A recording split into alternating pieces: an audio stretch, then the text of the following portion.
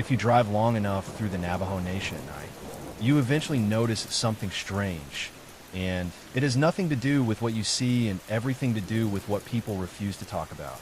The highways stretch for miles through open desert and high plateau, with no streetlights, no landmarks, and long gaps where your headlights feel like the only thing holding the darkness back.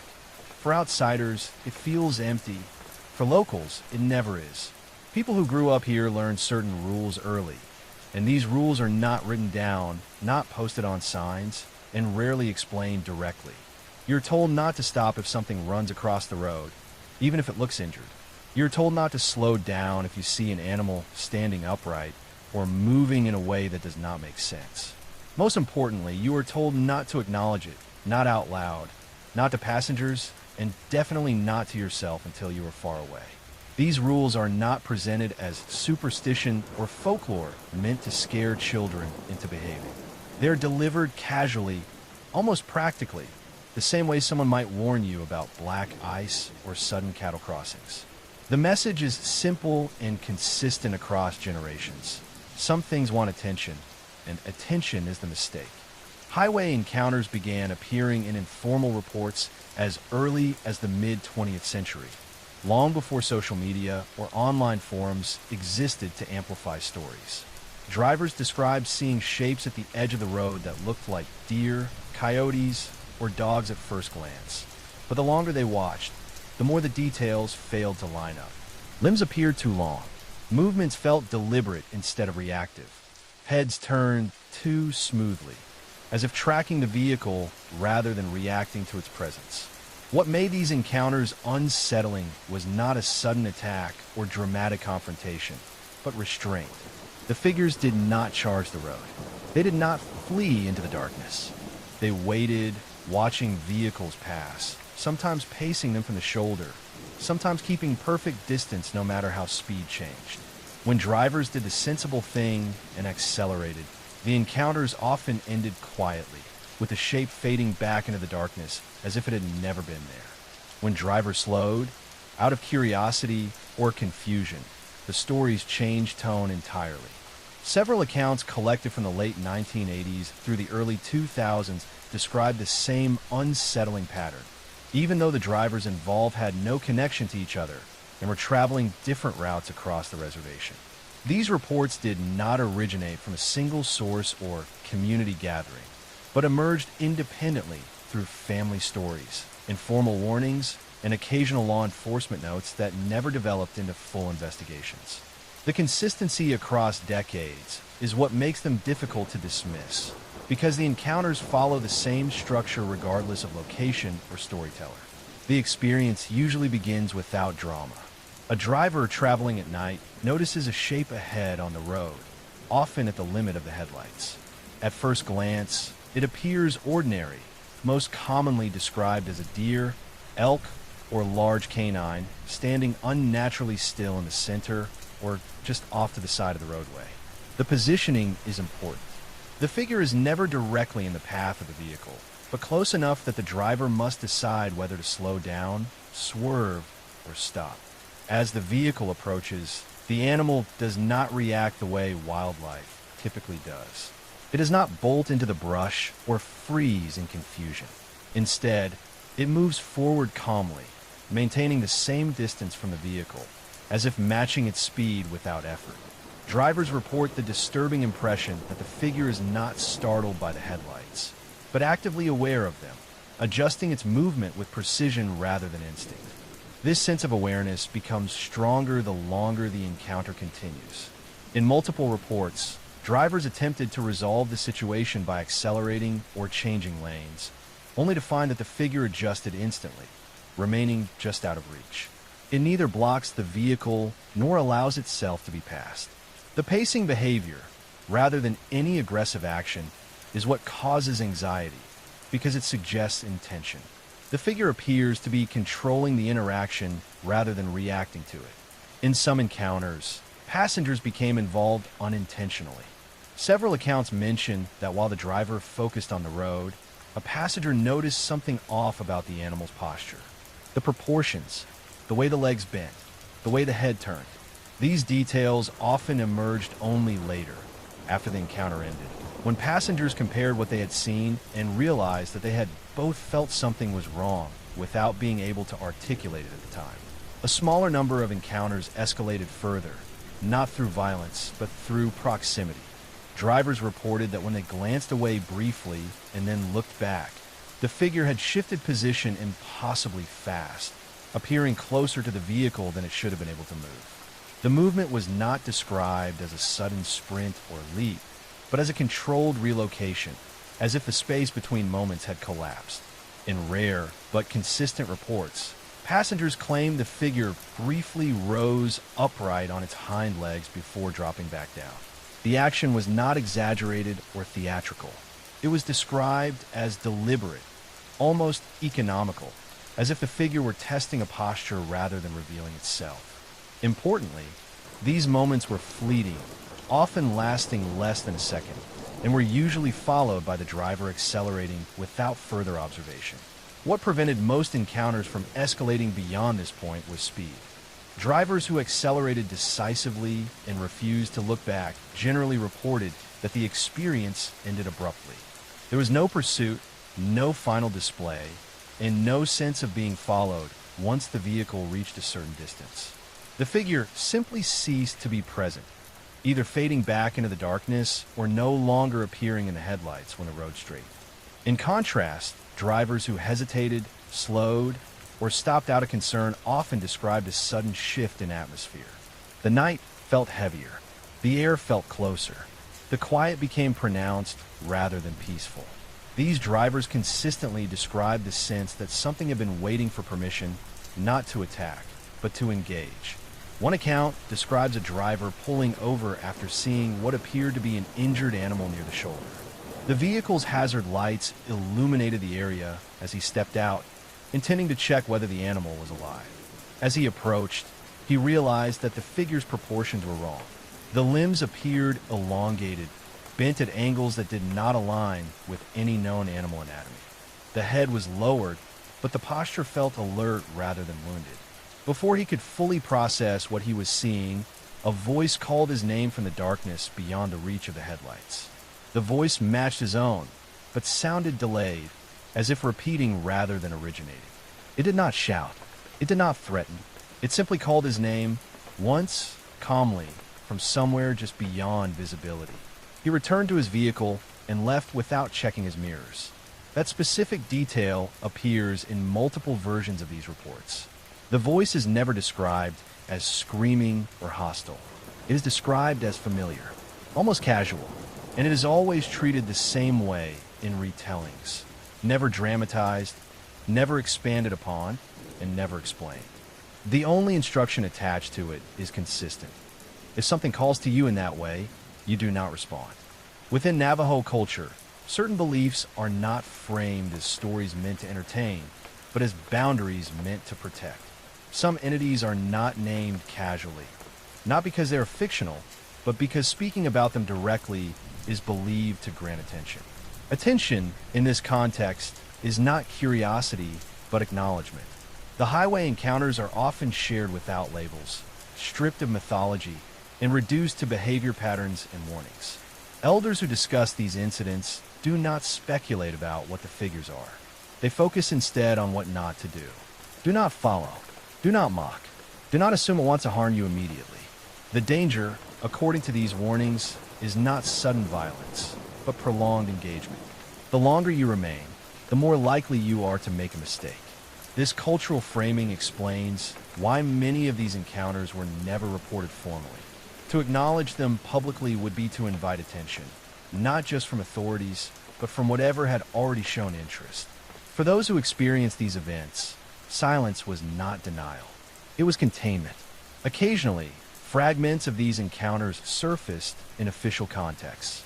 Rural highway patrol logs include sporadic calls involving animals behaving strangely on the road, vehicles stopping abruptly without clear cause, or drivers reporting feeling unsafe without being able to articulate why.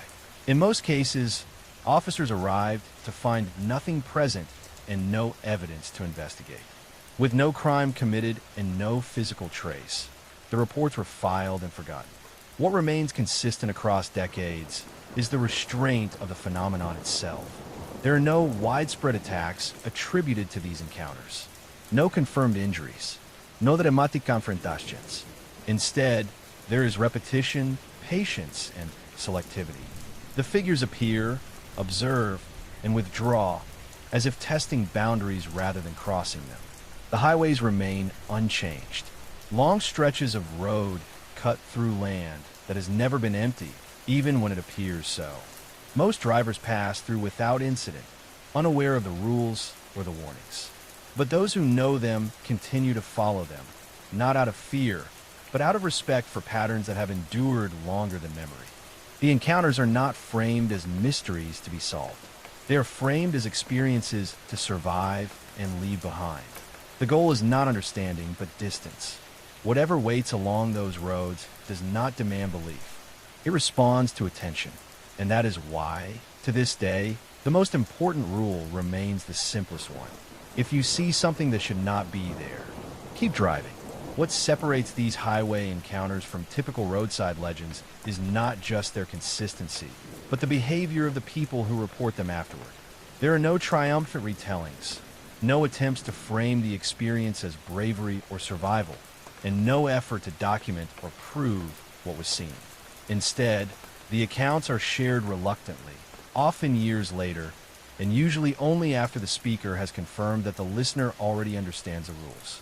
Within Navajo culture, certain entities are not discussed casually, not because they're fictional or symbolic, but because naming them is considered a form of invitation. The encounters are not framed as mysteries to be solved or sightings to be investigated. They are framed as warnings.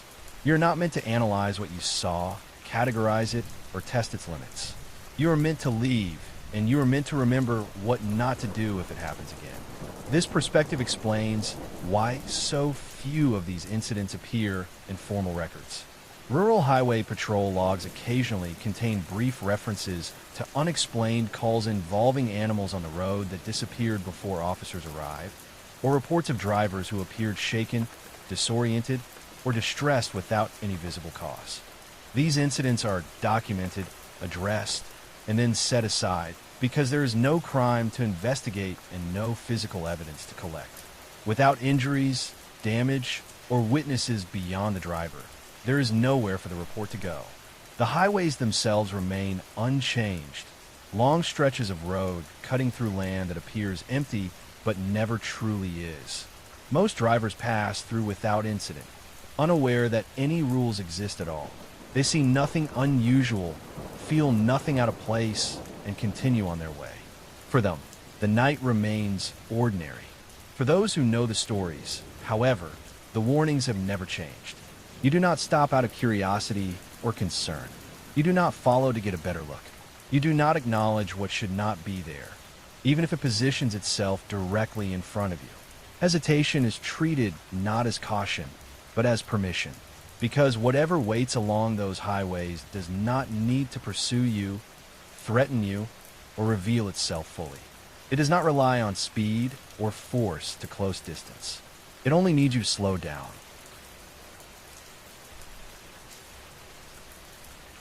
The Uinta Basin in northeastern Utah is not the kind of place that feels immediately threatening. During the day, it looks wide, quiet, and almost indifferent, a bowl of scrubland, oil fields, ranch roads, and distant ridgelines that seem to flatten perspective. At night, however, the scale changes. Distances stretch, sounds travel farther than expected, and movement, when it happens, feels amplified by how little else is happening around it. Beginning in the late 1990s and continuing into the early 2000s, a series of reports emerged from people who worked the land rather than pass through it. Ranchers, oil field workers, and security patrols began describing encounters that did not fit the patterns of known wildlife. These were not hikers telling stories after the fact or drivers recalling something glimpsed for a second at highway speed. These were people who spent long hours outdoors, often alone, often at night, and who were familiar with how animals behave in that environment. The encounters usually began with movement at a distance, something crossing a road, pacing a fence line, or standing still where it should not have been able to remain unnoticed. At first glance, the figure was almost always identified as a large predator, typically a wolf, a coyote, or in some cases a mountain lion. That initial identification mattered because it explains why people did not react immediately. The shape made sense, just enough to delay alarm. What unsettled them was not the presence of the animal, but its behavior once it realized it had been noticed. Instead of retreating, the figure would adjust its position to maintain visibility, moving parallel to vehicles or matching the pace of someone walking rather than fleeing. Observers noted that it did not move like an animal conserving energy, but like something deliberately controlling distance, neither closing in nor falling back. Several witnesses described the same detail independently, the sense that the figure was studying them, not reacting out of fear or aggression, but assessing. That impression alone was enough to make experienced outdoorsmen uncomfortable, because it contradicted every instinctive expectation they had about predator behavior. In the more disturbing reports, the encounters escalated beyond observation. Witnesses described moments where the animal's movement shifted abruptly, not in speed, but in structure. Limbs appeared to lengthen or reposition unnaturally as it moved across uneven ground. Gaits changed mid-stride, transitioning from a quadrupedal run to something closer to a loping, upright motion before dropping back down again. What stands out in these accounts is how restrained the descriptions are. There are no dramatic transformations, no theatrical displays. The changes are described as brief, functional adjustments, as if the figure were correcting itself rather than revealing itself. Witnesses often struggled to explain what they had seen, not because it was visually overwhelming, but because it did not align with any known anatomical logic. Several emphasized that the movements did not appear painful or forced. There was no hesitation, no stumble, no sense of strain. The transitions happened smoothly, efficiently, and only when necessary, as if the shape it occupied was not fixed, but adaptable, chosen moment by moment based on terrain, distance, and observation. One commonly cited incident involved a ranch worker checking fence lines after dark when he noticed what he believed was a large wolf standing near a gate. As he approached in his truck, the animal did not flee. Instead, it stepped aside, maintaining a fixed distance while turning its head to follow the vehicle's movement.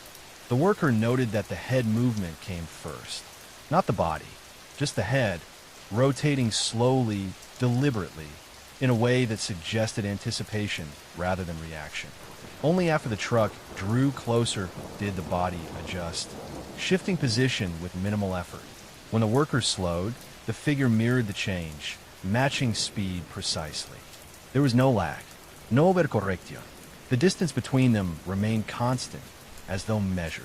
At one point, as the truck passed uneven ground, the animal briefly rose higher than expected, its silhouette altering just enough to register as wrong before settling back into a familiar outline. The change lasted less than a second, but the worker was certain of what he had seen. Later, when asked to describe that moment, he struggled not with fear, but with proportion. He explained that the height was not dramatic, not towering or monstrous. It was simply incorrect, higher than it should have been, taller than any version of the animal he recognized, yet not tall enough to be something else entirely. The worker later stated that what frightened him was not the size or proximity of the animal, but the impression that the shape it presented was optional, as if what he was seeing was not its natural state, but a version selected for the situation. Other witnesses echoed this sentiment using different language. Some described the figure as unfinished. Others said it looked borrowed. One person described it as appearing the way a person might look when wearing clothing that almost fits, but not quite adjusted just enough to pass without drawing immediate attention. In several reports, witnesses described hearing sounds that did not match the visible form. Heavy footfalls where no weight should have been. Breathing that seemed too deep for the size of the animal being observed. These sounds are often described as occurring slightly out of sync with the movement. A step heard after the leg had already lifted. Breath drawn in when the mouth appeared closed. In one account, a witness described hearing the sound of gravel compressing underweight in an area where the ground remained visually undisturbed. In a few cases, people reported hearing their own movements echoed back to them from a different direction, delayed by just enough time to feel intentional. Not a natural echo, not a reflection from terrain, but a repetition that followed their rhythm, their pace, their pauses. One witness described stopping abruptly and hearing the sound of his own boots stop behind him, despite seeing nothing in that direction. When he resumed walking, the sound resumed as well, remaining just out of phase, like a reply rather than a coincidence.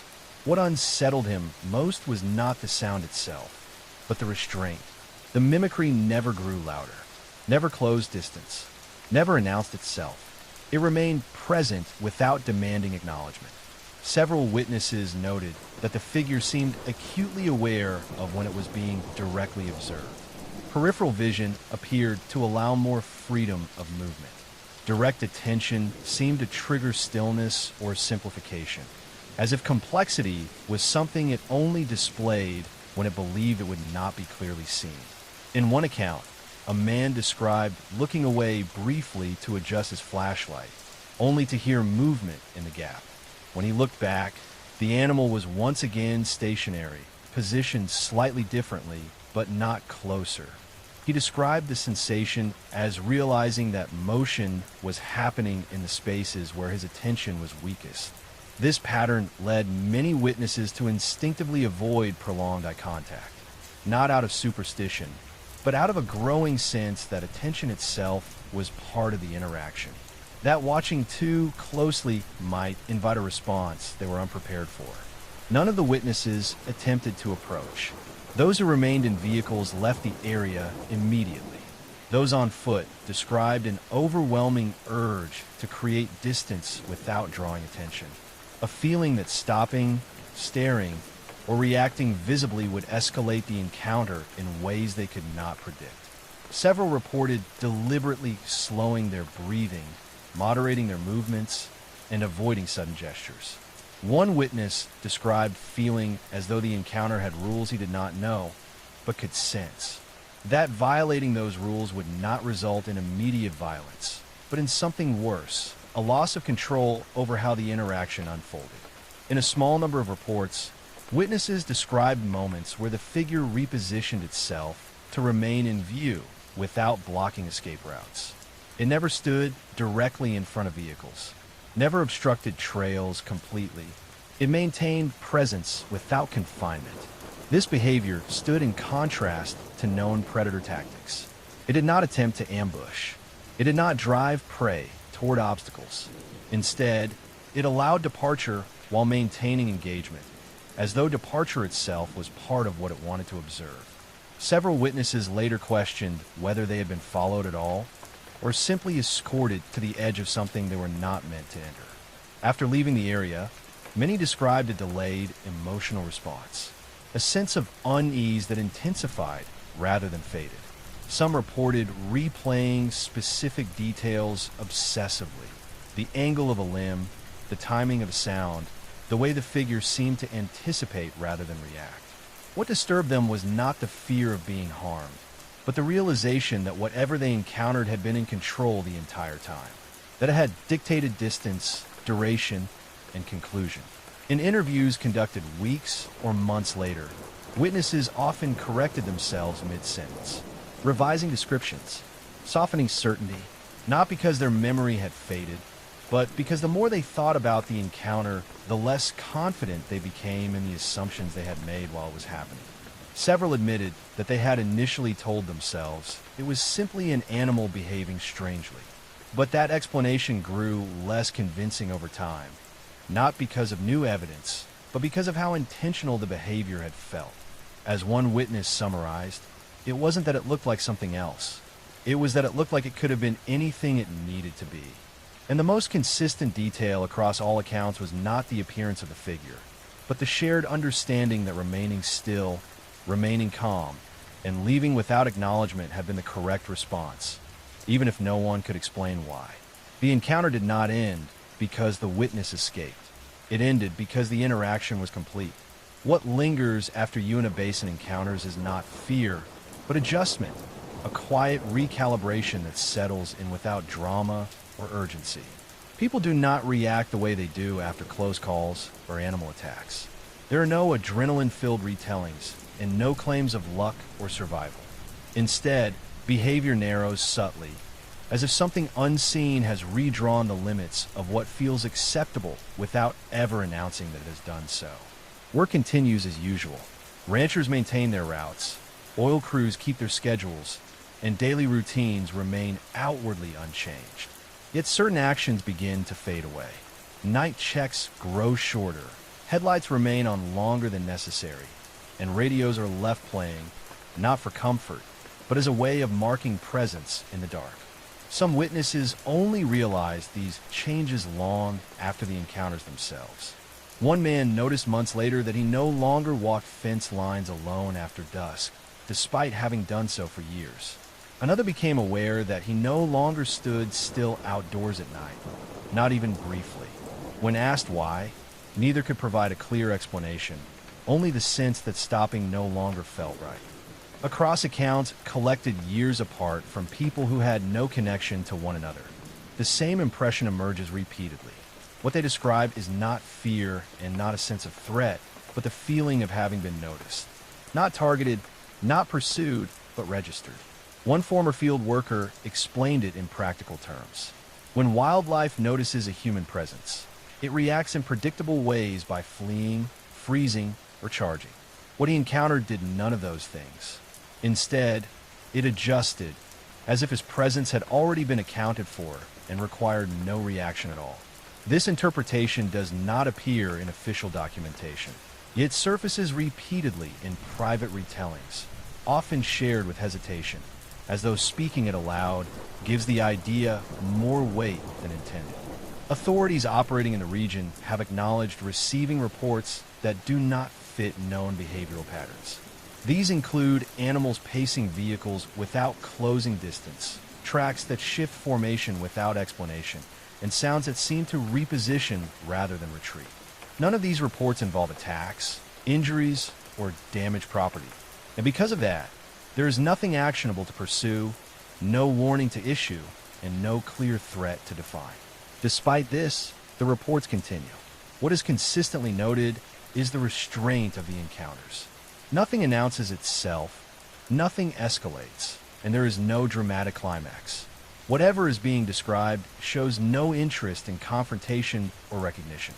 Several witnesses later reflected on the same unsettling detail, noting that the presence never seemed surprised by light, engines, or sudden movement, and that everything unfolded as if expected.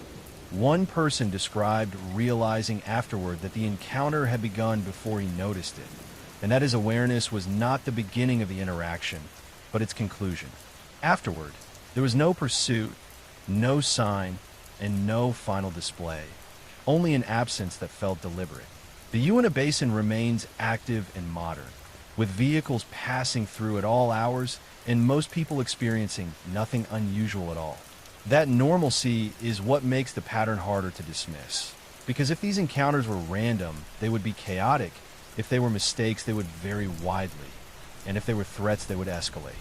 Instead, they remain selective, brief, and controlled. They do not happen everywhere. They do not happen often, and they end the moment they are acknowledged. For those who experience them, the lesson is never spoken aloud, yet it is understood clearly enough to change behavior without discussion. The understanding is simple and unspoken. Whatever moves through that landscape does not need to chase, frighten, or reveal itself fully. It only needs to know that it was noticed and that the person who noticed chose to leave. Today we're headed to a place called Dulce, New Mexico. It's a small town on the Jicarilla Apache Reservation, tucked into the high desert near the Colorado border. Quiet, isolated, the kind of place where the roads stretch for miles and nights feel longer than they should. On the surface, Dulce looks ordinary. A few streets, a gas station, open land that seems untouched. But people who live there will tell you the land isn't empty. It's just selective. They don't talk about monsters or legends. They don't try to convince anyone of anything. Instead, they talk about what they avoid. Certain roads after dark. Certain areas where radios stop working. Moments when something appears where nothing should be, then disappears without explanation. What makes the Dulce reports unsettling isn't what people claim to see, but how they respond afterward. There's no panic and no attempt to investigate. Whatever happens doesn't feel like a threat. It feels like a test. Several residents describe the same shift when something appears.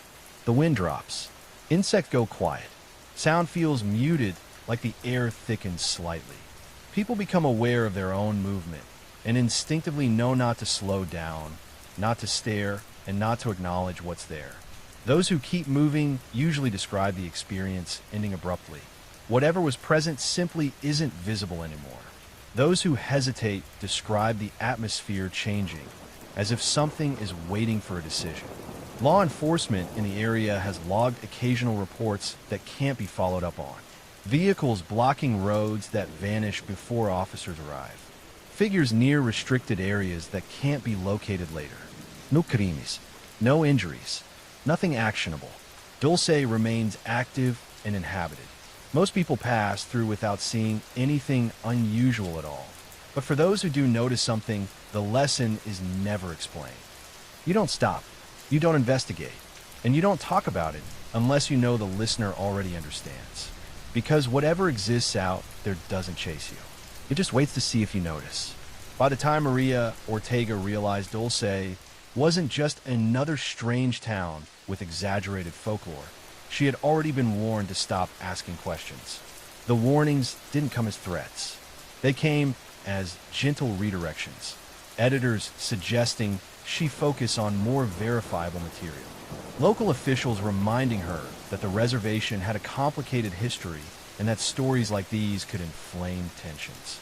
Even friends advising her to be careful about attaching her name to anything involving underground bases or non-human entities.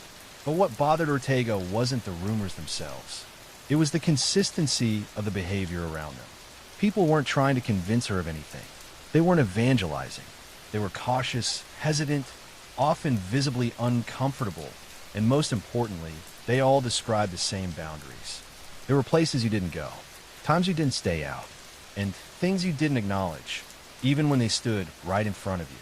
Her first real breakthrough came in 2009, when she interviewed Thomas Yazzie, a former maintenance contractor who had worked sporadically on infrastructure projects near Archuleta Mesa throughout the late 1990s and early 2000s. Yazzie was not a conspiracy theorist. He didn't use loaded language. He didn't speculate about aliens or secret treaties. He spoke like a man describing a job that had slowly taught him when to stop asking why. Yazzie explained that certain access roads would be open for weeks at a time, then suddenly sealed off without notice. No construction signs, no official closures, just black SUVs parked at both ends, engines running, headlights off, drivers sitting perfectly still. If workers approached, they were told the project had been delayed indefinitely. No paperwork, no signatures, just an instruction to leave. One night, in November of 2001, Yazzie ignored that instinct. He had been repairing a water line that fed into a pumping station several miles from town, work that usually took him past midnight. Around 1:40 a.m., his radio cut out mid-transmission. No static, no warning, just silence. He stepped out of his truck to check the antenna and noticed something that immediately set his nerves on edge. The wind had stopped, not slowed, stopped completely. The desert around him, usually alive with sound even at night, had gone unnaturally still. No insects, no distant animals. Even the faint hiss of air through scrub grass was gone. Yazzie said it felt like the world had been placed inside a vacuum. That was when he saw the lights. They weren't headlights. They didn't cast beams. They hovered low to the ground, pale and diffused, drifting slowly along the ridgeline near the mesa. He counted 3 at first, then realized there were more, partially obscured by the terrain, moving in coordinated patterns that didn't resemble vehicles or aircraft. As he watched, the lights descended toward a shallow ravine where an old service tunnel entrance had been sealed decades earlier. One by one, They disappeared into the ground without disturbing the soil, the rock, or the vegetation. No sound, no heat shimmer, just gone. Yazzie left his tools where they lay and drove straight home. The next day, he was informed his contract had been terminated. No reason given. His final paycheck was already deposited. When Ortega asked if he believed the lights were extraterrestrial, Yazzie shook his head. "I don't know what they are," he said. "I just know they weren't visitors." They knew exactly where they were going. Another case surfaced through Dr. Helen Crowley, a geologist from Colorado who had conducted soil analysis near the Dulce area in the early 1990s as part of a university research grant. Crowley's work focused on unusual mineral deposits and geothermal inconsistencies, and she had initially dismissed the region's reputation as a local superstition. That changed after a core sample taken near the eastern slope of Archuleta Mesa revealed anomalies she couldn't explain. The layers didn't match known geological processes. Sections of sediment appeared fused, vitrified, as if exposed to intense heat under extreme pressure, but without any evidence of volcanic activity or seismic events. More disturbing were the cavities. Hollow spaces carved deep into the rock with smooth, symmetrical walls, intersecting at angles that defied natural erosion. Crowley returned with ground-penetrating radar. The results showed a vast network beneath the mesa, extending far beyond what any mining operation or natural cave system should reasonably produce. Vertical shafts intersected horizontal corridors. Some sections appeared reinforced. Others showed signs of collapse, followed by reconstruction using materials that didn't register as any known alloy. Before she could publish her findings, her funding was revoked. The official explanation cited methodological concerns. Her raw data was seized for review. She was instructed not to return to the site. Years later, in a private interview with Ortega, Crowley admitted something she had never put in writing. During her final survey, she had heard voices, not echoes, not equipment interference. Voices speaking in overlapping tones from beneath the ground, audible only when standing at a specific point near the mesa's base. She couldn't understand the language, but she recognized structure, rhythm, deliberate communication. When she mentioned this to a colleague, he advised her to drop the subject immediately. Another testimony came from Luis Herrera, a former highway patrol officer who had worked the night shift along State Road 537 for over a decade. Herrera was known for his professionalism and had an unblemished service record. In 2012, he retired early after an incident he refused to officially report. According to Herrera, he had pulled over what appeared to be a stall vehicle just after midnight. The car was parked neatly on the shoulder, hazard lights flashing in perfect synchronization. As he approached, he noticed there were no license plates, no front, no rear. The driver sat motionless, hands on the wheel, facing forward. Herrera tapped on the window and asked if everything was all right. The driver turned his head slowly, mechanically, and smiled. The smile didn't match the face. Herrera described it as delayed, like the expression had been added after the fact. The eyes didn't move. The mouth stretched too far. When the driver spoke, the words came out flat, clipped, as if assembled from memorized phonetics. Routine check, the driver said before Herrera had spoken. We are functioning within parameters. Herrera reached for his radio. It didn't work.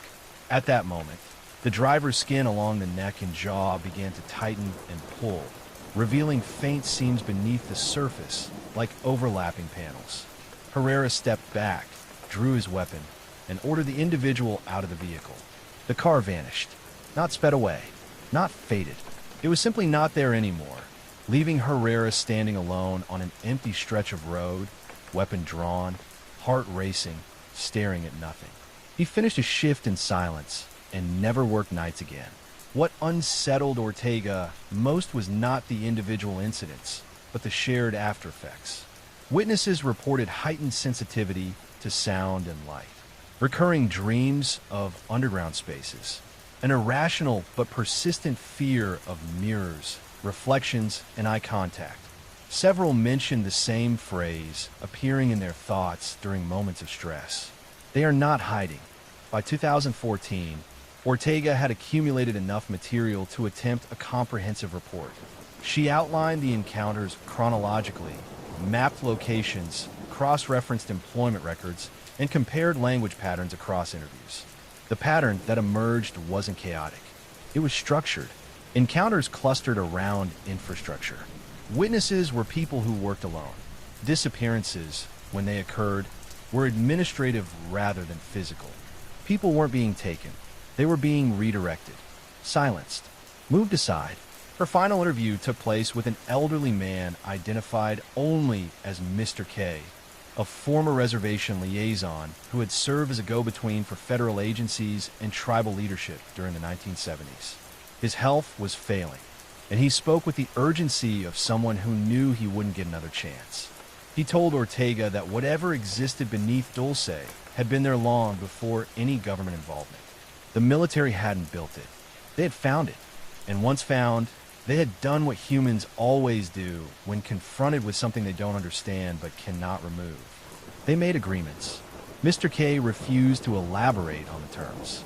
He only said that the activity increased during periods of technological advancement, as if something beneath the ground was responding to human progress rather than initiating it. They don't invade, he said.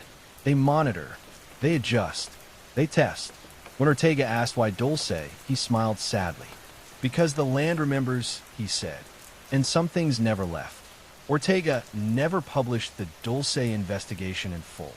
Portions appeared scattered across unrelated articles, stripped of context, diluted until they read like coincidences. Her notebooks remained unpublished. After 2016, she stopped freelancing entirely. By the late 2010s, the reports around Dulce didn't increase. They thinned out, not because activity stopped, but because the people who experienced it learned something important very quickly. Talking about it changed nothing, except how others looked at you. Locals began to treat encounters the way you treat a near miss on a highway. You remember it. You adjust your behavior. You don't retell at dinner. Road crews stopped working past dusk near Archuleta Mesa. Hunters avoided certain valleys without ever saying why. Cell signal dead zones became accepted facts rather than problems to solve. Children were taught, gently but firmly, never to follow lights, voices, or people who felt wrong, even if they looked familiar. The strangest detail was this: whatever was being seen no longer seemed to care if it was noticed. Figures stood at a distance and made no effort to hide. Vehicles appeared briefly, then vanished without urgency. Faces were seen watching from places where no one should be able to stand. There was no panic in these encounters. No chase, just observation, as if the need for secrecy had passed. Today, Dulce remains quiet, not abandoned, not fearful, just careful. The land still hums at night. The mesa still casts shadows that don't quite behave. And sometimes, when the wind dies all at once, people pause without knowing why, listening for something they hope they don't hear. Because the most disturbing conclusion isn't that something lives beneath Dulce. It's that it always has, and it has never been alone. If you understand why stories like this stay quiet, then you understand why they're told this way. Subscribe if you want to hear the ones people hesitate to share, and leave your own only if you know the rules. You're driving through the Appalachian backroads just before sunrise. The sky is that heavy bluish gray, like the world hasn't fully woken up yet and isn't sure it wants to. The road winds ahead of you, narrow and cracked, curling around the hills like a lazy snake. Trees crowd in on both sides, tall and dark, their branches reaching over the road like they're trying to close it off behind you. There's a damp smell in the air, wet leaves, cold dirt, and a faint trace of wood smoke. The fog hangs low, drifting across the asphalt in slow, quiet waves. It's so silent out here that you turn the radio down without thinking. The only sound is the engine humming and the tires whispering against the road. You pass an old wooden fence that looks like it gave up years ago.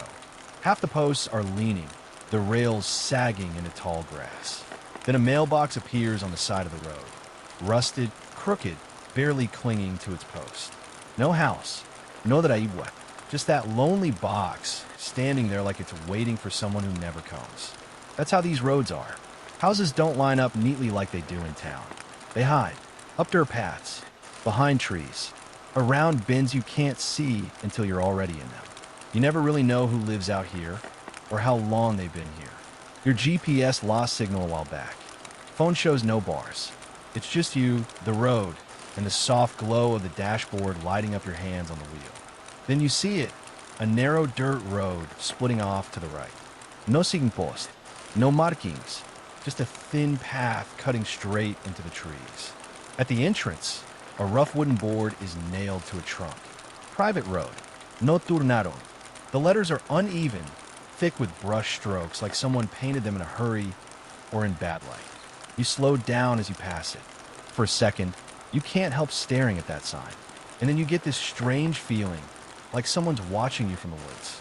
Not curiosity, not surprise, just watching. You check the rearview mirror. Nothing there, just fog drifting across the road you came from. The road through Appalachia doesn't look dangerous at first glance. In fact, during the day, it can seem almost peaceful. Long ribbons of asphalt winding through endless hills, old wooden fences leaning beside the road, mailboxes with faded numbers, and forests that stretch so far they swallow the horizon. It's the kind of place where you expect to see pickup trucks, small farmhouses, and maybe an old man sitting on a porch with a cup of coffee. But spend enough time out there, especially after dark, and the atmosphere changes in a way that's hard to describe unless you've felt it yourself. The trees grow thicker, the curves get sharper, the towns get farther apart, cell signal drops to nothing, gas stations close early, and once their lights go out, the entire region feels like it disappears from the world. That isolation has always been part of life in the Appalachian Mountains. For generations, families lived in hollows and valleys where the nearest neighbor might be miles away. People relied on themselves, on their kin, and on the land around them. Outsiders were rare, and when they did show up, they were noticed. But sometime in the late 20th century, stories began to spread along these back roads. Stories that didn't stay in one town or one county. Stories that traveled from Kentucky to West Virginia, from Tennessee to the deeper mountain regions of Virginia and North Carolina. People began to notice a pattern. Cars found abandoned along narrow roads. Drivers gone without a trace. Hikers who never came back. Women who vanished while traveling alone between small towns. At first, each case seemed like an isolated tragedy. A breakdown, a bad decision, someone who ran into the wrong person at the wrong time. But over the years, as more cases appeared, the similarities became harder to ignore. And one of the cases that still gets whispered about started on a road so ordinary that most people wouldn't even remember driving it. It was early autumn in 1998 when 23-year-old Lacey Morgan left her sister's house just outside Pikeville, Kentucky. She'd been visiting for the weekend, helping with a new baby, eating too much homemade food, and enjoying the kind of slow, quiet days that small towns are known for. Lacey wasn't from the mountains originally. She'd grown up in a mid-sized city in Ohio, but she'd moved south after college for work. She liked the slower pace, the friendliness, the way strangers still said hello at the grocery store. Her plan that Sunday evening was simple. She'd drive south toward Tennessee, cut across a stretch of back roads to avoid the interstate traffic, and be home before midnight. It wasn't the fastest route, but it was one she'd taken before. At around 6:40 p.m., she stopped at a small gas station near the county line. The clerk later remembered her clearly. She was smiling, chatting about the weather, and complaining about how early it was getting dark now that fall was coming in. She bought a coffee, filled her tank, and asked for directions to make sure she was taking the right road. The clerk pointed her toward a narrow two-lane highway that cut through the mountains. Just follow it straight, he told her. You'll hit the state line in about an hour. She thanked him, got back in her car, and drove off. That was the last confirmed sighting of Lacey Morgan. When she didn't show up for work the next morning, her coworkers assumed she'd taken a day off. But by the afternoon, her boss started to worry. Lacey was known for being punctual, reliable, the kind of person who showed up early, not late. By evening, her phone went straight to voicemail. That's when her family was called. Her sister reported her missing the next morning. At first, authorities assumed the same things they always do in these situations. Maybe her car had broken down. Maybe she'd gotten lost. Maybe she decided to stay somewhere overnight and hadn't called. But 2 days later, the logging truck driver spotted something strange about 15 miles from that gas station. A silver sedan was parked halfway off a narrow back road, its front wheels angled toward a steep drop into the trees. The driver's door was open. The interior light had long since gone dead. The trucker stopped, thinking someone might need help. But the car was empty. No driver. No passengers. No signs of struggle. The keys were gone, but Lacey's purse sat on the front seat, untouched. Her wallet was still inside, along with her ID, her credit cards, and the small amount of cash she'd been carrying. There were no skid marks on the road. No damage to the car. No reason it should have been left there at all. It looked less like an accident, and more like someone had simply parked, opened the door, and walked away into the forest. Search teams combed the area for days, then weeks. Volunteers, family members, local hunters, and even dogs trained to track human scent moved through the dense woods. They found nothing. No footprints. No clothing. No signs that Lacey had ever stepped off that road. It was as if she had simply vanished in a thin air. The case made local headlines for a few weeks. Flyers with her face were taped to store windows, gas pumps, and telephone poles. People talked about it at diners and church gatherings. Some claimed they'd seen her. Others said they'd heard a car that night. But none of the sightings led anywhere. Then, almost a year later, another disappearance occurred less than 50 miles away. This time, it was a college student named Marissa Cole. She was 19, home for the summer, and working at a small grocery store in a town just over the state line in West Virginia. One night, after closing her shift, she called her mother to say she was on her way home. It was a short drive, 20 minutes at most. She never made it. Her car was found 2 days later on the shoulder of a narrow mountain road. The engine was off. The headlights were dead. The driver's side window was rolled down halfway. Inside, her phone sat on the passenger seat. Her backpack was in the back. Her keys were still in the ignition. There were no signs of struggle. No tire tracks suggesting another vehicle had forced her off the road. No footprints. No witnesses. Just another car on another lonely stretch of Appalachian Highway. Local law enforcement agencies didn't always agree that the cases were connected. Some believed they were coincidences, different crimes with different causes. Others suspected a serial offender who knew the back roads better than anyone else. Someone who understood how easy it was to disappear in those mountains. Over time, the stories took on a life of their own. Truck drivers spoke about seeing abandoned cars in the same areas, only for them to be gone the next day. Hunters talked about finding items of clothing far from any road. Some locals swore there were certain stretches of highway where you should never stop, no matter what you saw. Each case brought a wave of attention. News reports, social media posts, search efforts, candlelight vigils. And then, slowly, the attention would fade. The mountains remained, silent, unchanged. For the families, though, time never really moved on. Lacey Morgan's sister still lives in the same house where Lacey had visited that final weekend. She keeps a framed photo of them together on the kitchen counter. In the picture, they're both laughing, arms around each other, sunlight falling across their faces. Every year on the anniversary of Lacey's disappearance, she drives out to the road where the car was found. She parks on the shoulder, stands by the trees, and talks out loud, as if Lacey might somehow hear her. Sometimes she brings flowers. Sometimes she just stands there in silence. She once told a local reporter, "It's the not knowing that eats at you. If she was hurt, if she's gone, at least tell me that." But this is like she just stepped out of the world. And in many ways, that's exactly what it feels like. Because in Appalachia, the land is vast, the roads are lonely, and the forests don't give up their secrets easily. And somewhere out there, along those winding back roads, are answers that no one has ever found.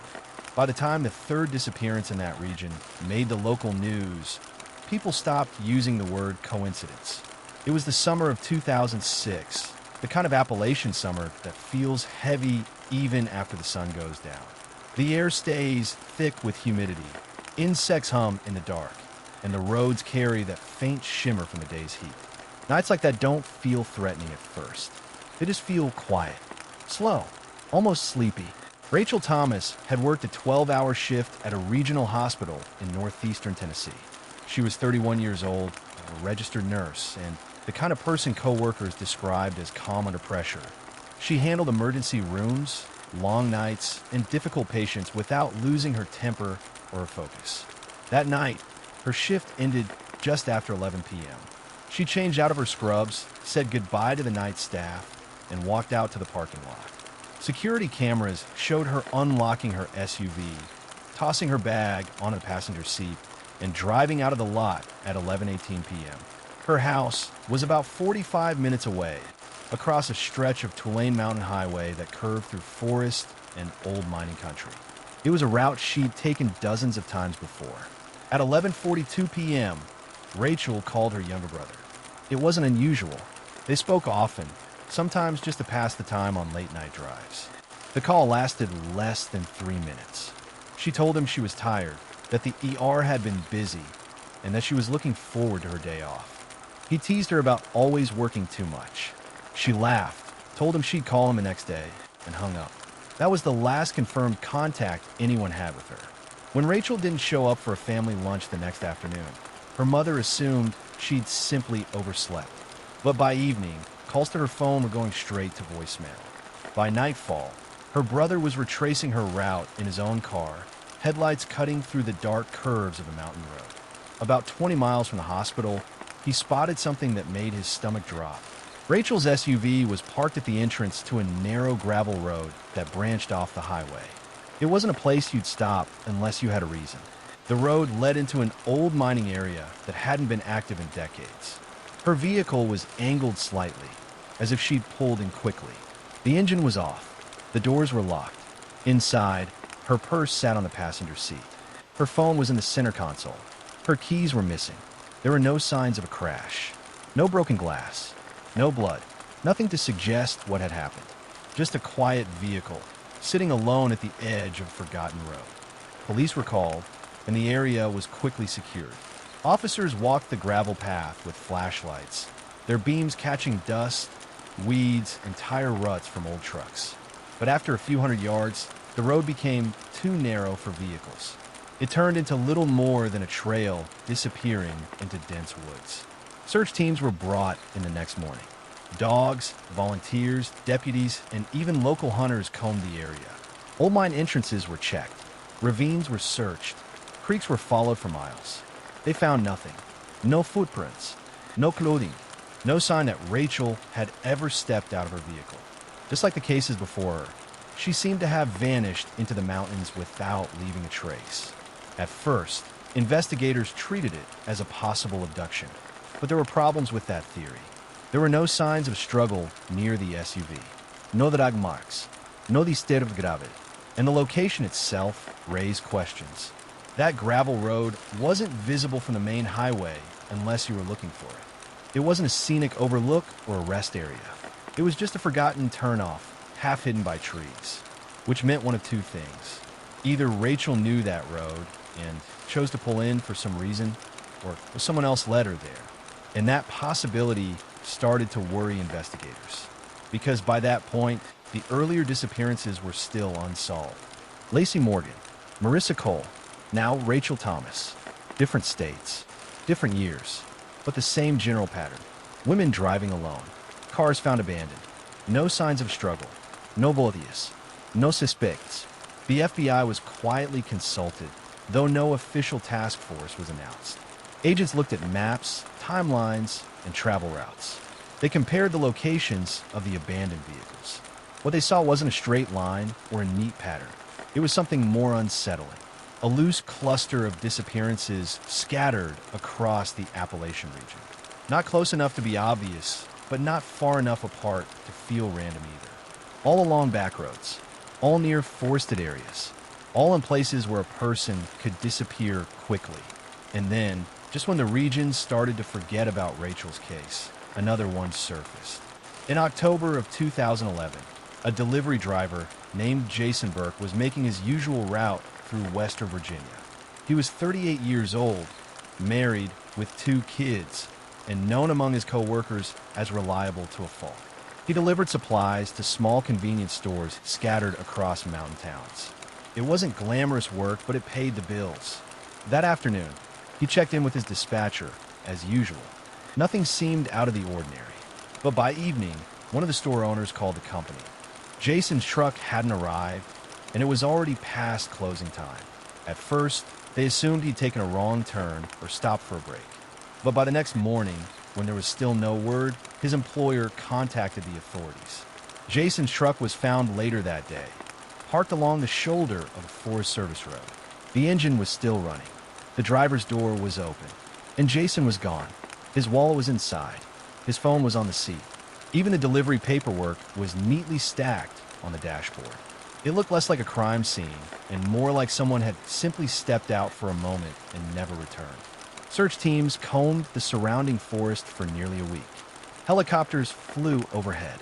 Volunteers walked miles of rough terrain. Again, nothing. No footprints. No discarded clothing. No signs of a fall or animal attack. It was as if the forest had swallowed him whole. By that point, local media started using a phrase that made law enforcement uneasy. The backroads disappearances. It wasn't an official term. It wasn't tied to any confirmed serial offender.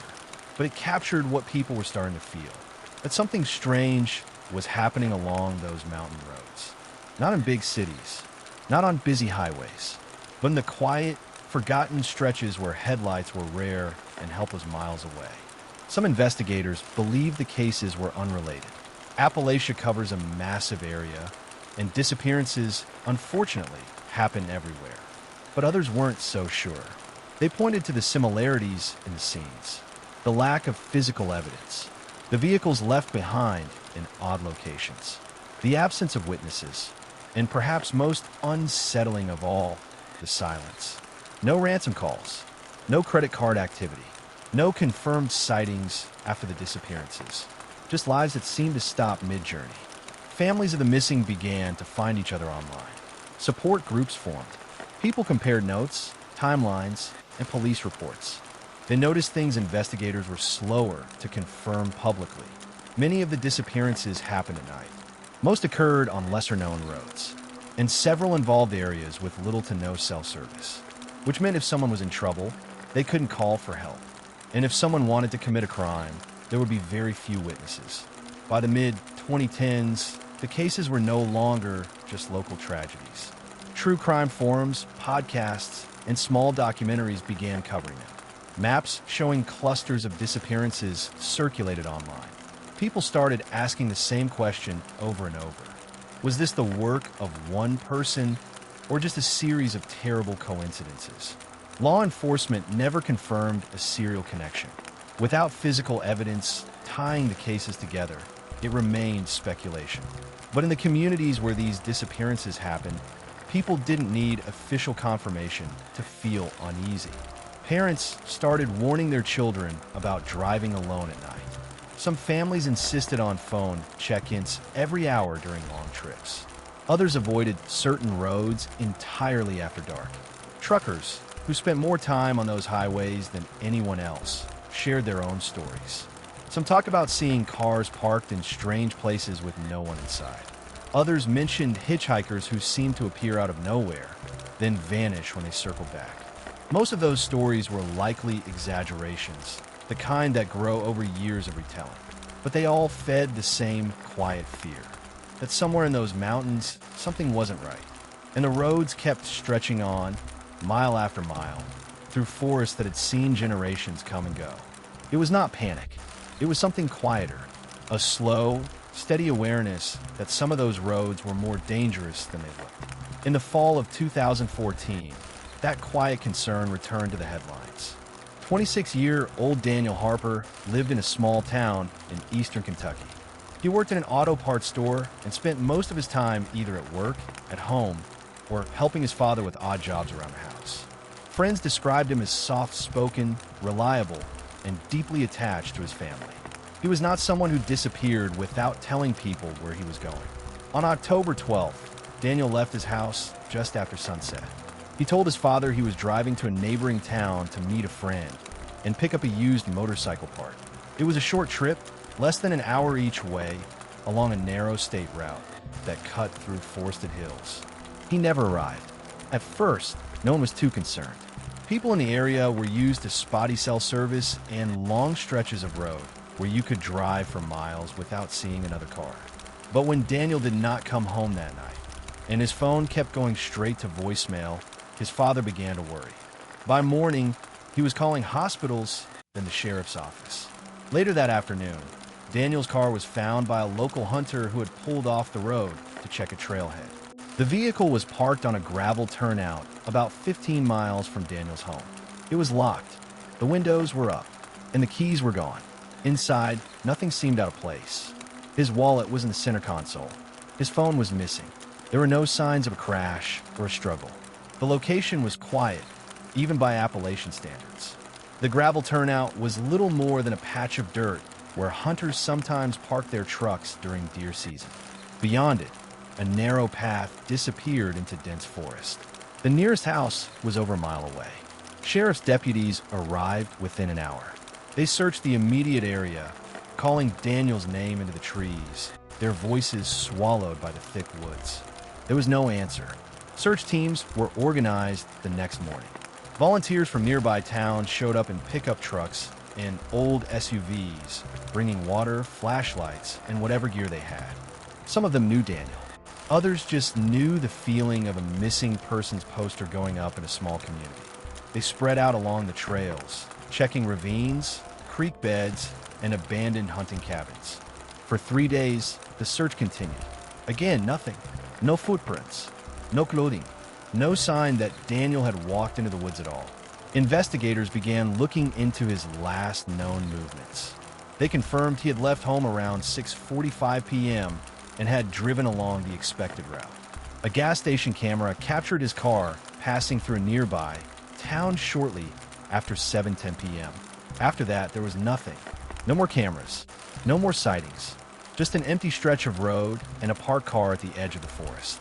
The case quickly drew comparisons to the earlier disappearances along the Appalachian backroads. Another person traveling alone. Another vehicle left behind in an isolated area. Another search that turned up no physical evidence. But there were differences too. Daniel was not a young woman hitchhiking or driving home from work. He was a man in his mid-20s, traveling a route he knew well. His disappearance did not fit the exact pattern people had come to fear, and that made it even more unsettling, because it suggested the problem might be broader than anyone had first assumed. State investigators were brought in to assist the local sheriff's office.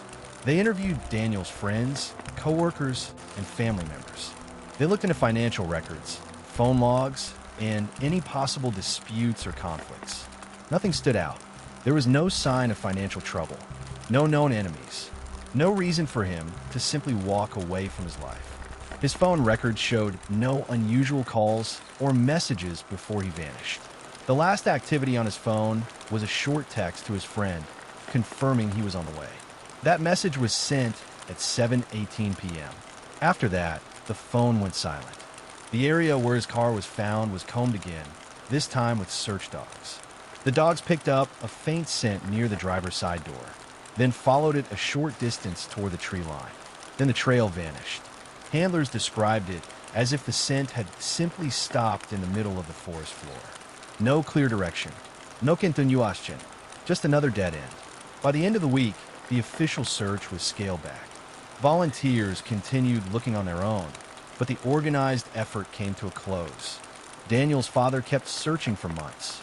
He drove the same stretch of road over and over, sometimes parking at the gravel turnout and walking the nearby trails by himself. People who passed by would occasionally stop and ask if he needed help. He always said the same thing: "I'm just looking for my boy." As winter approached, the forest grew colder and quieter. Leaves fell, exposing bare branches and long sight lines through the trees. If anything had been hidden beneath the foliage, it should have become easier to spot. But no new clues appeared. The case slowly faded from the headlines, replaced by other stories, other tragedies, other missing persons reports from across the region. Still, among those who followed the backroads disappearances, Daniel's case stood out. because it challenged the idea that there was a single type of victim or a single pattern. It suggested that anyone traveling those isolated routes could be vulnerable, regardless of age or gender. By then, the growing list of disappearances across Appalachia had become harder to dismiss as unrelated incidents. Local reporters began connecting the dots more openly. Small documentaries and regional news specials started examining the cases side by side. They showed maps with pins marking the locations where vehicles had been found. They interviewed families who were still waiting for answers, and the stories started to sound eerily similar. A drive that should have taken less than an hour. A vehicle found in an isolated spot. No signs of a struggle. No clear suspect. No trace of the missing person. Investigators remained cautious. Officially, most of the cases were still considered separate incidents, without physical evidence linking them. There was no way to confirm a single offender or even a shared motive. But the pattern, whether real or perceived, had already taken hold in the public mind. People who lived along those mountain roads started paying closer attention to unfamiliar vehicles. Some communities organized informal ride systems so neighbors would not have to travel alone at night. Others pushed for better lighting, more patrols, and improved cell service along certain stretches of highway. The backroads themselves did not change. They were still the same narrow, winding routes through dense forest and rolling hills. The same gravel turnouts. The same quiet clearings where a car could sit for hours without being noticed. But the way people felt about them began to shift. What had once been just another stretch of rural highway started to carry a different reputation. Not officially, not in any written reports, but in conversations, in warnings, in the cautious glances people gave their rearview mirrors at night. And for families like Daniel's, those roads were no longer just part of the landscape. They were the last known place where someone they loved had been seen before the mountains closed in and the trail went cold. By the time the fifth disappearance drew attention, the unease surrounding the Appalachian backroads was no longer something people only whispered about. It had become part of everyday conversation, especially in small towns where everyone knew someone who had either vanished, been threatened, or had a close call on those quiet, winding roads. It was along one of those roads in western Virginia that another case would add to the growing sense of danger. In the spring of 2018, 31-year-old Melissa Carter was living in a small community outside of Roanoke. She worked part-time at a diner and spent most of her free time helping her older sister take care of their mother. Friends described her as practical, dependable, and someone who rarely made impulsive decisions. On the evening of April 17th, Melissa finished her shift at the diner just after 9:30 p.m. She told a coworker she was heading home, which was about a 40-minute drive through a series of rural backroads. It was a route she had taken hundreds of times before. Security footage from the diner showed her walking to her car, unlocking the door, and pulling out of the parking lot at 9:42 p.m. It was the last confirmed sighting of her. When she did not arrive home, her sister initially assumed she had stopped somewhere along the way. There were a few convenience stores and gas stations scattered along the route, and it was not unusual for someone to make a quick stop after work. But by midnight, her phone was going straight to voicemail. Her car was not in the driveway, and no one had heard from her. The next morning, her sister reported her missing. Local deputies began checking the roads she would have taken. Around noon, a highway maintenance worker spotted a vehicle parked on the shoulder of a narrow two-lane road about 15 miles from the diner. It was Melissa's car. It was positioned neatly on the side of the road, not at an angle, not in a ditch, and not near any obvious hazard. The doors were closed. The windows were up. From a distance, it looked like someone had simply pulled over for a moment. When deputies arrived, they noticed something odd. The driver's door was unlocked, but the keys were missing. Melissa's purse was still on the passenger seat. Her phone was nowhere to be found. There were no signs of crash, no broken glass, no skid marks, no indication that another vehicle had been involved. The area around the car was quiet and heavily wooded. On one side of the road, a steep embankment dropped into thick forest. On the other, a shallow ditch led to a line of trees that stretched for miles. The nearest house was more than a mile away. Deputies searched the immediate area, calling her name into the trees, checking the ditch, and scanning the roadside for anything unusual. They found nothing. Later that day, a formal search was organized. Volunteers gathered at a nearby fire station, signing in, picking up reflective vests, and heading out in small groups. Some walked along the road shoulders. Others searched deeper into the woods. A search dog was brought in to track Melissa's scent from the car. The dog circled the vehicle, then moved toward the tree line on the opposite side of the road. It followed a faint trail for about 100 yards. Then it stopped.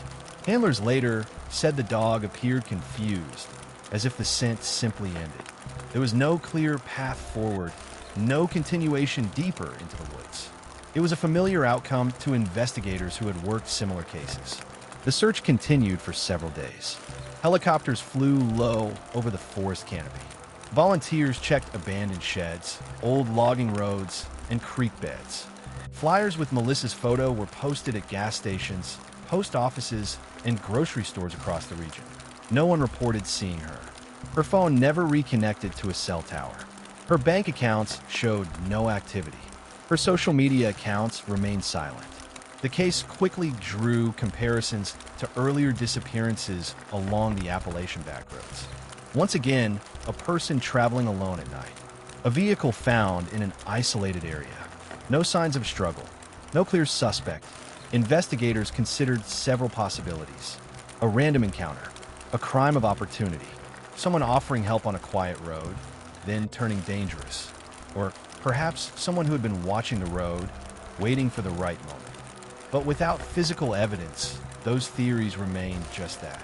The lack of surveillance cameras along the route made the investigation even more difficult. Many of the back roads Melissa traveled had no traffic cameras, no businesses, and no homes close enough to provide useful footage. It was a long stretch of darkness with very few witnesses. Her family organized their own search efforts, walking sections of the road and the nearby forest. Her sister later told reporters that every mile of that route felt different after Melissa vanished. Before, it was just a road, she said. Now, every curve feels like a question we can't answer. Community members held a candlelight vigil in the parking lot of the diner where Melissa had worked. Co-workers shared stories about her quiet humor and the way she always remembered regular customers' orders. For many in the town, her disappearance felt uncomfortably familiar. Another empty car, another search through the woods, another family waiting for news that never seemed to come. As months passed, the case grew cold. Investigators continued to follow up on tips, but none led to a breakthrough. Without new evidence, the file joined a growing stack of unsolved cases connected, at least in public perception, to the Appalachian backroads. For residents across the region, the message was becoming harder to ignore. These are not just isolated tragedies. They were part of a pattern that stretched across states, counties, and years. Different victims, different towns, but the same setting. A quiet road, a lone vehicle, and a person who never made a home. By the time Melissa's case reached its first anniversary, her sister had driven that same route dozens of times, sometimes late at night, sometimes at dawn, trying to imagine what might have happened. But like so many others before her, she found only the same thing. By the time the sixth case entered public conversation, something in the region had shifted. The fear was no longer subtle or unspoken. It had settled into the background of everyday life. Like a low hum you could almost ignore until the night grew quiet enough to hear it clearly. In towns scattered across the Appalachian Hills, routines had started to change. Parents who once told their teenagers to be home before dark were now insisting on driving them everywhere. People who used to take late-night shortcuts through winding back roads began sticking to the main highways, even if it meant adding an extra 30 minutes to the trip. Gas station clerks noticed the difference first. Customers who once pulled in alone now arrived in pairs or small groups. Some drivers kept their doors locked while fueling, glancing around the parking lot as if they expected someone to step out of shadows. It wasn't paranoia. It was the slow accumulation of stories. Each case, on its own, could be explained away. A runaway, a domestic dispute, a car accident en route terrain. But taken together, the similarities became harder to ignore. People disappearing on quiet roads. Cars found abandoned in places where no one lived for miles. Phone signals cutting off in the same kinds of remote valleys. And then, in the fall of 2021, another name was added to the list. 27-year-old Daniel Hensley lived in a small town in eastern Kentucky. He worked construction during the day and spent most evenings at home with his girlfriend and their young son. People who knew him described him as steady and reliable, the kind of man who didn't go looking for trouble. On October 3rd, he left a friend's house just after 10 p.m. The visit had been simple. They watched a football game, talked about work, and drank a couple of beers. Nothing unusual, nothing memorable. Daniel told his friend he was heading straight home.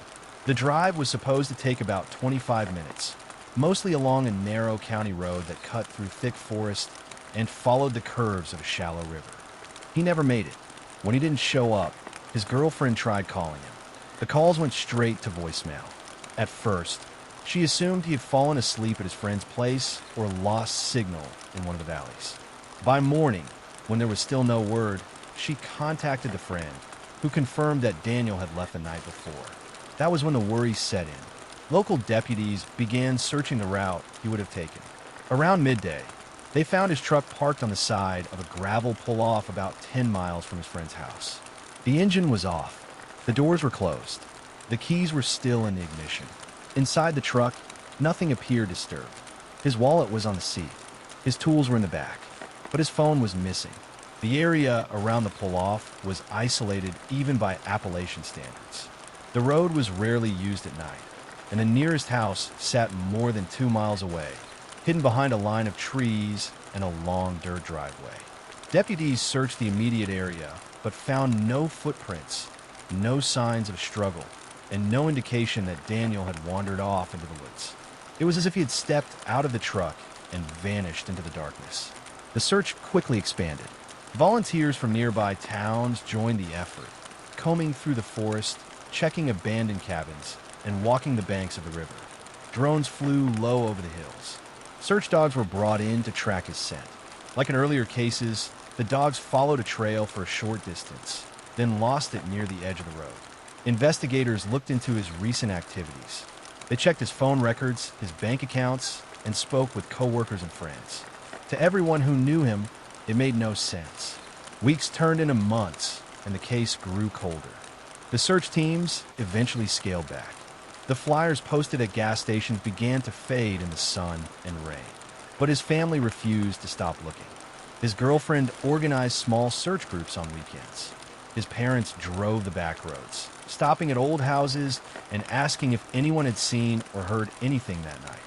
They followed every tip, no matter how small or unlikely. Most of those leads ended the same way, with more empty roads and more unanswered questions. For many people in the region, Daniel's disappearance felt different. This wasn't a teenager hitchhiking or someone passing through. He was a local father driving home from a normal night with a friend. Different person, different circumstances, same kind of road. Local news outlets began drawing connections between the cases. They pointed out the similarities: remote routes, sparse lighting, little to no surveillance, and long stretches where a person could vanish without a single witness. Law enforcement agencies across several counties started sharing information more closely. They compared timelines, locations, and circumstances, looking for patterns that might have been missed before. Some investigators believe the cases were unrelated, the result of different individuals taking advantage of the same kind of environment. Others wondered if at least a few of them might be connected. But without strong evidence, those questions remained unanswered. For the families of the missing, that feeling wasn't just a story. It was their daily reality. Every holiday, every birthday, every quiet evening at home came with the same empty space at the table. They attended vigils together, holding candles along the shoulders of the very roads where their loved ones had last been seen. Photos were taped to wooden crosses. Names were read aloud into the night air. As time passed, the Appalachian backroads kept their secrets. Forests grew thicker. Old tire tracks faded. Rain washed away what little evidence might once have existed. To an outsider, it might look like just another stretch of quiet countryside. Rolling hills, winding roads, and small towns where life moved at a slower pace. But to the families still waiting for answers, those roads meant something else entirely. They were the last known locations, the final phone signals, the places where ordinary drives turned into lifelong mysteries. And even now, as headlights trace those same curves each night, the questions remain. How many of these cases were truly accidents of circumstance? And how many were something darker hiding in the shadows of those hills? Out there, beyond the reach of streetlights and cameras, the road still stretches on. And for some families, it leads only to silence.